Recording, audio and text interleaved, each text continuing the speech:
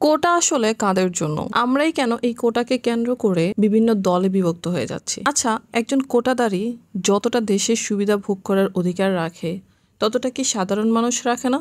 আমি কোটার বিরুদ্ধে নই, তবে মুক্তিযুদ্ধের 56 বছর পরেও কি এই কোটার বিশেষ প্রয়োজনীয়তা রয়েছে?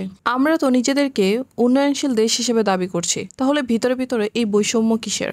রাষ্ট্রের প্রয়োজনে কোটা ব্যবস্থার প্রচলন করা হলেও পরিস্থিতির উন্নতির সাথে সাথে সেই কোঠার সংস্কারেরও নিয়ম রয়েছে। এই স্বাভাবিক বিষয়টি নিয়ে নিজেদের মধ্যে এত সহিংসতার আমার কাছে কোনো যৌক্তিকতা নেই। একজন মেধাবী ও একজন কোটাদারি একই সাথে কোনো চাকরির পরীক্ষা দেওয়ার পর যিনি কোটাদারি তিনি তার কোটার জন্য যদি চাকরিটা পেয়েও যান, তাহলে তিনি আসলে কতটা নিজের দেশকে দিতে পারবেন? বর্তমানে এমনিতেই নানা প্রতিকূলতার কারণে কিন্তু মেধাবীরা অনেকটাই পিছিয়ে আছেন। একজন মেধাবীও কিন্তু নিজেকে সমান পরিশ্রম করে এই জায়গায় নিয়ে আসেন, আর সেটি নিশ্চয়ই ব্যর্থ হবার জন্য নয়। অথচ সুযোগ পেলে তারাও কিন্তু অনেক ভালো কিছু দিতে পারে দেশকে। আমি রাজনীতি বুঝি না, আমি শুধু বুঝি দেশকে বাঁচাতে হলে মেধাবীদের আগে বাঁচাতে হবে।